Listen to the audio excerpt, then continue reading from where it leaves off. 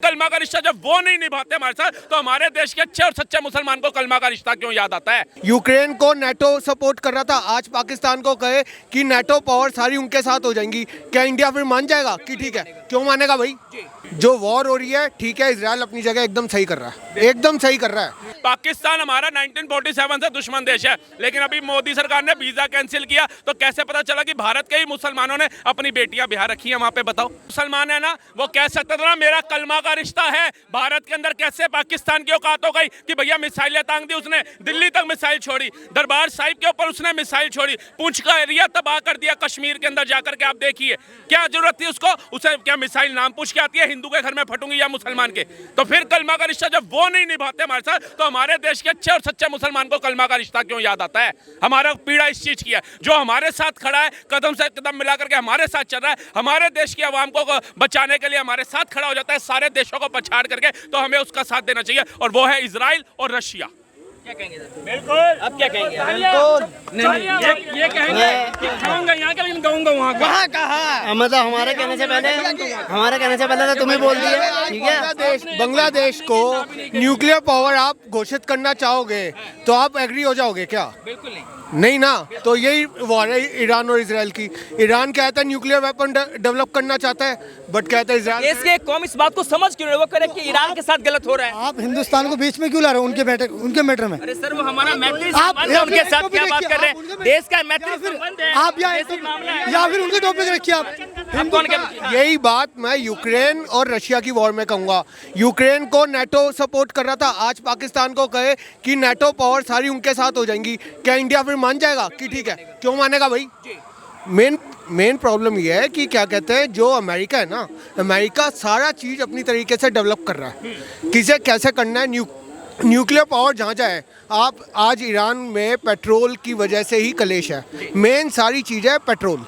और कहते हैं यूक्रेन में था कि क्या कहते हैं, जो भी न्यूक्लियर वेपन है ना वहाँ पे, आज एक टाइम पे Ukraine one of the world का सबसे बड़ा न्यूक्लियर सोर्स था उनके पास, बट उन्होंने क्या कहते हैं अपना डिस्ट्रॉय किया, किसके कहने पे? अमेरिका के कहने पे।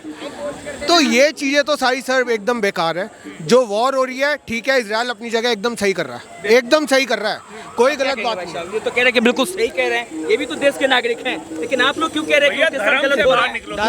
धर्म से बाहर निकलो। सबसे पहली बात तो ठोका ना, कोई ब्राह्मण नहीं आया सड़कों के ऊपर कि भाई काय ठोक दिया, हमने कहा 10 को और ठोको। धर्म में ही पड़े रहेंगे तो फिर आतंकवादी पनपेंगे। पाकिस्तान हमारा 1947 से दुश्मन देश है, लेकिन अभी मोदी सरकार ने वीजा कैंसिल किया, तो कैसे पता चला कि भारत के ही मुसलमानों ने अपनी बेटियां बिहार रखी हैं वहां पे? बताओ, दुश्मन देश के अंदर जहां कब भारत परमाणु छोड़ देगा, कब भारत रफेल छोड़ देगा, तबाह हो जाएगा, वो बच्चियों का जीवन खराब हो जाएगा, आप लोग वहां बिहार रहे हैं। और उसके बाद कह रहे हैं भैया देशभक्ति की बात, हमारे को भारत से मतलब है। पहले दिल के अंदर बनाओ भारत के लिए जगह, बनो कलाम साहब। नासा ने ऑफर दिया था खरबों रुपए का उसको कि तू आ जा, देखो माला माल करेंगे, जॉब भी देंगे, रहना सहना सब कुछ फ्री, टैक्स भी नहीं देना। वो भारत के अब्दुल कलाम साहब भारत छोड़ करके नहीं गए थे, इस मिट्टी को छोड़ करके नहीं गए थे, इसलिए अब अब्दुल कलाम के साथ साहब लगाया जाता है। साहब किस लिए लगाया जाता है? जब आपको किसी को इज्जत मान देते हैं। आज हर बच्चा भारत का, वो धर्म का किसी का भी हो, चाहे सिख का हो, चाहे ईसाई का हो, चाहे हिंदू का हो, वो भारत के कलाम साहब को कलाम साहब कहता है, मुसलमान नहीं कहता उनको।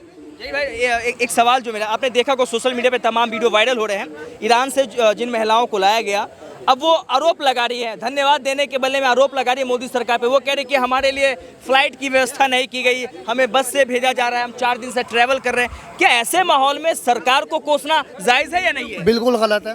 कम से कम व्यवस्था तो करी लाने के लिए, वहाँ से बचा के लाए तो सही है नहीं?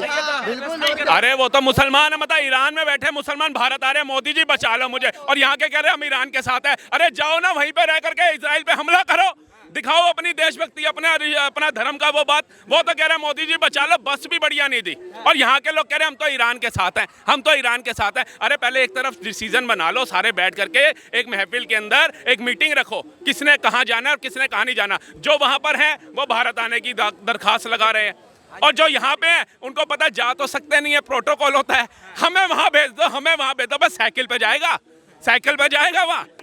तो ये बेवकूफ़ लोग हैं, इनकी समझ बुद्धि भ्रष्ट है। हम जहाँ रह रहे हैं, हमारा परिवार जहाँ रह रहा है, हमारे बच्चे जहाँ रह रहे हैं, हमने उनका जीवन देखना है। विश्व के अंदर क्या हो रहा है हमें उससे मतलब नहीं होना चाहिए। हमारे देश का प्रधानमंत्री जिसके साथ है हमें उसके साथ चलना है, क्योंकि जब चाइना हो, चाहे पाकिस्तान हो, चाहे बांग्लादेश हो, चाहे कोई भी कंट्री हो, जब भारत पे हमला करेगी ना तो देश का प्रधानमंत्री ही निर्णय लेगा, सेना को वही निर्णय देगा क्या कार्रवाई करनी है। आप और हम बैठ करके कुछ नहीं बोलेंगे। आप सेना को बोलो वहां गोली चलाएगी आपके कहने पे, आपके कहने पे कांस्टेबल गोली नहीं चलाएगा, सेना कहां से चला देगी।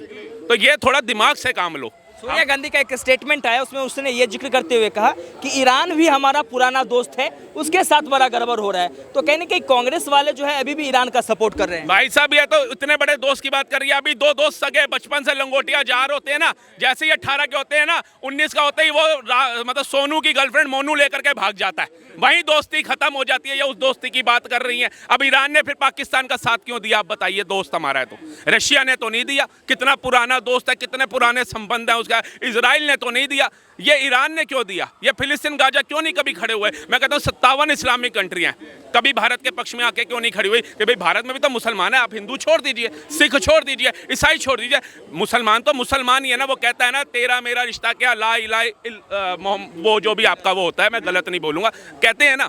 तो जब फिर भारत के मुसलमानों को बचाने के लिए आ जाना चाहिए ना। पाकिस्तान की माँ बहनें करनी चाहिए, भाई वहाँ भी मुसलमान रह रहा है, वहाँ नहीं दागने देंगे तेरे को मिसाइल में, जो भी करना है। वो ट्रम्प आकर के भाषण दे रहा है मैंने सीज फायर करा दिया, वो सारा वो क्रेडिट लेकर जा रहा है, जबकि मोदी जी कह रहे हैं मैंने सीज फायर कराया ही नहीं। अभी परसों तरसों भी फोन पे बात हुई, 35 मिनट उन्होंने फिर दोबारा बोल दिया बख्तियार। इवन की वो कह रहा है आप आ जाओ मेरे वहाँ पर अमेरिका के अंदर, और मोदी जी हाँ मना कर दिया। वो कह रहे हैं मेरे यहाँ पर मीटिंग होनी है, आप आ सकते हो तो वहां आ जाना। अब वो आ रहा है यहाँ पर। ये है ना आपका भारत। भाई साहब आपका भारत अगर समृद्ध बनेगा, ताकतवर बनेगा, आप लोग वैसे ही ताकतवर हो जाओगे। चाइना की आबादी हमारे से ज्यादा है, कभी देखा है वहाँ पे जाति पाति हो, धर्म की लड़ाई हो, है कोई गरीबी से मर गया हो, किसी को आटा चावल मिल रहा हो फ्री में? नहीं।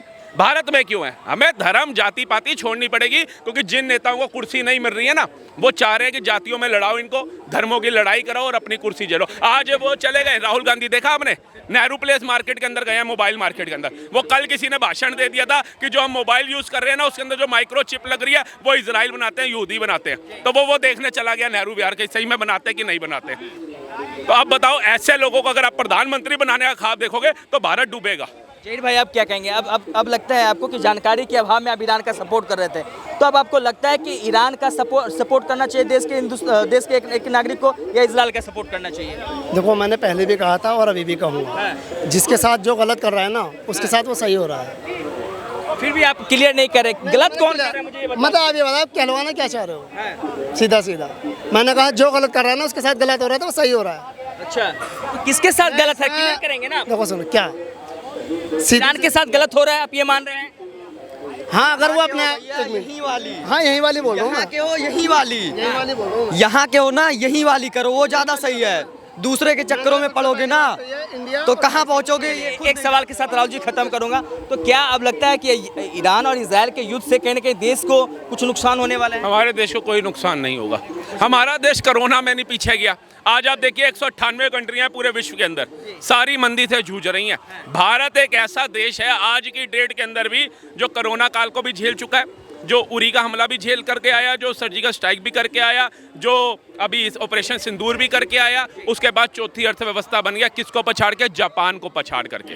तो भारत जितनी उन्नति कर रहा है, बाकी जो होते हैं ना, जैसे हमारे पड़ोसी होते हैं, कहते हैं कहावत है कि भैया तेरा लड़का तरक्की करेगा तो पड़ोसी सबसे पहले जलता है। तो ऐसे जब भारत तरक्की करेगा तो चाहे अमेरिका हो, चाहे ऑस्ट्रेलिया हो, चाहे ब्रिटेन हो, इन सबको आग लगेगी कि ये भैया है जिसको हम भूखे नंगों का देश कहते थे, जिसको हम अनएजुकेटेड कंट्री कहते थे, जिनको हमने फूट डालो शासन करो की नीति बना करके छोड़ के आए थे, वो इतना समृद्ध कैसे हो रहा है? और 11 सालों के अंदर इतना रिकॉर्ड बनाता जा रहा है। रोड मैप में दूसरे नंबर पे आ गया चाइना को पछाड़ के, अर्थव्यवस्था में 11वें से 5 नंबर पे आ गया पछाड़ करके, एक्सप्रेसवो के जाल बिछाई जा रहा है। जहां 25 शताब्दियां थी एक सरकार के समय में, आज 132 वंदे भारत नमो भारत चला दी भारत के अंदर। तो ये सारी चीजें देख करके, जहां सरबजीत की गर्दन आ रही थी, सरबजीत एक सिपाही मतलब भारत का एक किसान नहीं ला पा रही थी भारत सरकार, आज अभिनंदन लेने में कामयाब होती है, आज कतर से 7 सैनिक लेने में कामयाब हो जाती है, आज अभी BSF का जवान लाने में कामयाब हो गई, जबकि अभी ऑपरेशन सिंदूर चलाया।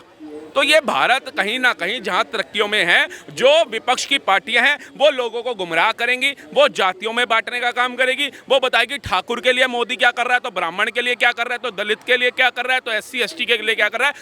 कर वो सबके लिए रहा है। जितना मकान मुसलमानों को मिला ना, उतना शायद SC ST को भी नहीं मिला। आप आंकड़ा उठा करके देखिए। तो ये जाति धर्मों में बांटते हैं। नरेंद्र मोदी ने सोफिया कुरैशी जी को जब कमान सौंपी ना ऑपरेशन सिंदूर की, तो उन्होंने बता दिया कि हम अच्छे और सच्चे मुसलमान के साथ कल भी थे, आज भी हैं और आगे भी रहेंगे। लेकिन अगर आप कहोगे अफजल गुरु या क्यून मेनन और यासीर मलिक, इन सब का आप कहोगे कि भारतीय जनता पार्टी या भारत की जनता गुणगान करेगी, तो कोई नहीं करेगा। बनना है वीर अब्दुल हमीद बनाओ बच्चे को, सोफिया कुरैशी बनाओ बिटिया को, कलाम साहब बनाओ बेटे को, तो आपका ये भारत जो है ना, भारत नहीं विदेशों में भी आपके नाम का डंका बजेगा।